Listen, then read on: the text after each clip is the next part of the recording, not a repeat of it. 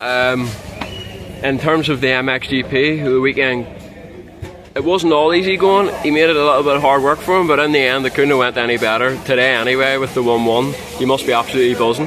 Yeah, for sure. I think first moto with the lapper, that was a bit unfortunate and definitely made his life a bit difficult. But we also got to see a bit of that Jeffrey Erlings that we haven't seen for a long time. So pretty well last week. yeah. Honestly, since the first race in Indonesia, it's been pretty impressive. We had a tip over first race in Indonesia, cost us the 1-1, and then the next race was really positive. Lock it again. Small instance, stuff almost out of his control, took him out, but yeah, super nice to see him back and feeling, looking like the old Jeffrey. And in MX2, I feel like the guys rode well. Sasha just unfortunately had a few tip overs. I feel like Liam didn't get the best starts. I think everyone was crashing in MX2. It was pretty chaotic. MX2 as well. But wasn't it? But I feel like speed's no worries there with the speed for the two guys. Definitely. I think both guys, Sasha, first, the sprint speed from that guy is unbelievable. I'm not sure there's anyone else in MX2 that can do what he can do in the first laps. And I think Liam is getting closer to that point where he want to be, that he know he can be, that he has been. So overall, it's always good to leave Lommel with everyone healthy. Fortunately, Andre didn't race. We should see him back in Sweden.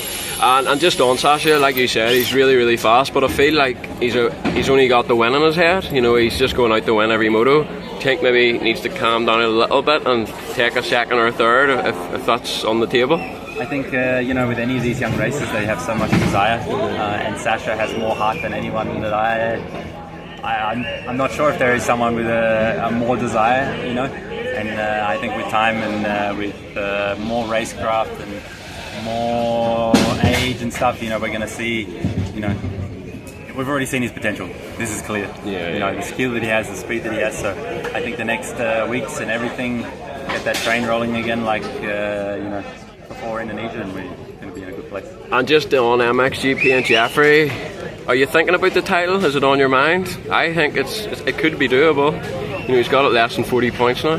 The goal is always the same, is to win. We need to maximise every single race we can, every single point that we can, and see where we end up at the end of the year. The goal is always MXGP title. So. And just on Jeffrey, obviously injuries haven't been kind to him in the past, but one positive is so far this year he's made every GP, so fingers crossed, even if he doesn't win the title, fingers crossed he can stay healthy between now and the end of the Nations, and at least he can tick that off the box. No, for sure. He's been really impressive with the maturity and the way he's gone about the season, building it and not taking risk. And I think we're seeing a Jeffrey Erlings that maybe he tried to do a year ago, but wasn't. I don't know if it feels different this year. He's done a really, really good job of managing that and pushing when he's comfortable and not pushing, and really managing things in a really good way. So it's super nice to see. And just when he does flick the switch and find that madness of speed, have you ever seen anything like that ever? Especially in those conditions, I don't think it's. I was watching Jeffrey in the 250 days on the TV, not live in person. So it's the first time. Today I think was. I don't know which was more impressive, Lockett or this one, but that was pretty special. Yeah. And the Carly have just announced that they're going to be KTM next year, so there's going to be 2 factory KTM teams. Good news for KTM? Yeah, really. Yeah, 100%. It's a little bit like going back to the future. That was how this organisation, this structure was for many years, and I think it's going to be a really positive change for us. And just on your side of the team, do you know how many riders you're going to have next year yet, and which riders? No, everything's getting decided at the moment, and for sure the news will come out really soon. Perfect. Thank you very much for your time.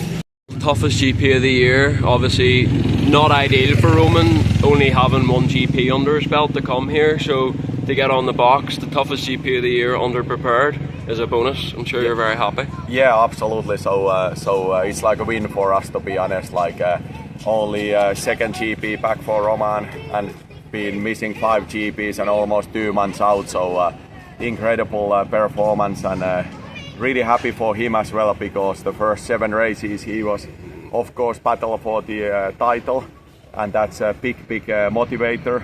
And then to lose that opportunity, you know, it's difficult to regroup and get again going and motivation. But it's visible that he did his work even during these 2 months with the injury, you know, and proof of that was definitely to be on the box here, and really happy for him and happy for the team. And Lommel even technically is a tough race to manage, 450, and really proud for the team as well, and the mechanics. The guys did really good job and worked it hard all weekend, and luckily it paid off.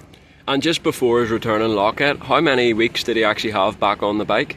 Less than 2 weeks. 2 weeks, okay. Yeah, so I mean, only 3 weeks to come back to Lommel. Yeah. Not easy around there. No, incredible. I think Roman is the only one who can do it. I agree, to be honest. I mean, watching ride, you can see how much fight he has and how much he wants it. Because even at the end of the second moto there, it would have been easy just to ride round, but he kept charging, probably because he knows it's good for the race rhythm to get back into the swing of things. Yeah, absolutely. So no, it shows the pro he is and the level he has, and yeah, we try to make still many podiums this season, and to take what we can. And on Jeremy Sear, not a good Saturday, but the starts were good on the Sunday. He put himself into better position, so you must be happy with the progress he showed from Saturday to Sunday. Yeah, absolutely, and also Jeremy ended the weekend with a high note, so P5 second moto with the good riding. So it was really nice, and happy for him as well. You know, it's been a tough weekend, and Lommel is not his favorite track, and to finish P5 after these guys, you know, who's in front of him. So it was really a good race. And what's it been like working with Jeremy? Obviously Roman, he's a guy, you know, you've been working with him a few years. Everything's all new, and it's a new team, a new brand for Jeremy, and a new team manager. What's it been like working with him? It's been great. So of course everybody knows Jeremy is a super nice guy and great to work with, and you know, nothing to say.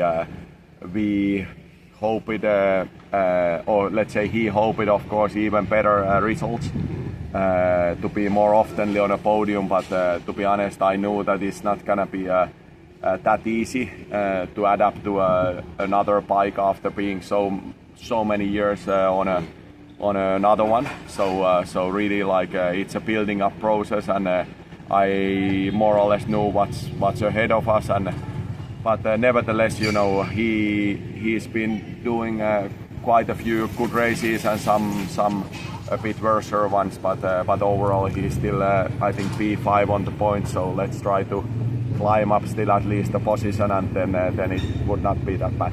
And it was announced earlier in the year, next year you're going to have a third rider, but an MX2 GP rider. Exciting, but it's going to make you even busier. But knowing you the way I know you, I'm sure you're looking forward to that. Yeah, absolutely. So yeah, we run factory MX2 team as well, 25-1 rider, and really excited for that, and excited to work again with the young talents. And really looking forward to that, and especially for that program, because it's we like to keep pushing hard, you know, and try to get Kawasaki also some podiums and some exposure on that class as well, and this way we are in competition as well for the future talents. So to create type of a pyramid as well for the Kawasaki structure, that we can get our hands on the talent as well early enough. And I think the plan is one MX2 GP rider next year, but then in 2026, if all goes according to plan, you'll have 2 MXGP and then 2 MX2. Yeah, indeed. So that's the goal, and like I mentioned, you know, we need to be in hunt for the talent early enough to engage them for the MX2 class, make them successful on that one, and eventually, hopefully, they become our future MXGP stars as well. And just on next year, it sounds like Roman's going to stay, Jeremy might not stay. What can you say about that? Quite simple, you know, we're gonna make the rider announcements within some weeks, so we just need to wait for the official announcements. Okay. Perfect, thanks for your time. See here at Lommel, Overall, I think a very, very good weekend, especially for Mattis Valen. Coming here, I'm not sure if you would have expected him to win a moto, but he done just that. An overall very good weekend and very good for the championship. Yes, exactly, and we came here for sure with we're always a bit afraid of Lommel, because for Frenchies it's not the best track, but by luck we have the Bud Racing training camp with a lot of sandy track in the south of France, so we're training a lot in our compound, and it shows we did a good choice. And Mattis rode now very good on every type of track, so now we're very happy, especially yesterday for the first moto. He won pretty easy and did a very good race. Today he didn't ride the same style, he was like a bit tight, but globally it's very good. We don't lose any point of Casvalk with a sand specialist, and Valerio Lata was also a very experienced rider, so we're very happy, still leading the championship. And 4 rounds to go, so more excited than ever, and we expect a lot for the rest of the season. Even last year when he was racing on the 125, sand were the rounds that let him down a little bit. It's only a year he's been with you guys, but you can clearly see he's worked hard in the sand. So was that one of the things that you wanted to improve as soon as he came to the team, get him good in the sand? Yes, and also we have not too much choice, because in winter the weather not so good, so we ride in sand in our region. And for sure, we know if we want to play a championship, especially in the last few months, we saw that he has the potential to win the championship. So we push even more in the sand to put all our chance on our side. But it's not only a work of a few weeks; it's already from mostly 1 year now. So it's very good. And coming into the first round, I mean, what were the expectations? Because he was unbelievable at round 1 in Madrid. I don't think too many people thought he was going to come out and ride the way he did as a rookie. Yes, me neither. I didn't expect him to do as good. We have a 2 years contract with Mattis, so it's his first year out of the 125, and we were expecting fight for some top 5, between 5 and 8 for the first year, and the fight for the win on the second year. But already this winter we showed some good things, but we could not expect to fight really with the experienced guy. But now from first race and every round we want more and more. So now it's a very good season for us. And when did you start thinking we have a shot at challenging for the championship here? Because he's been very good pretty much all season.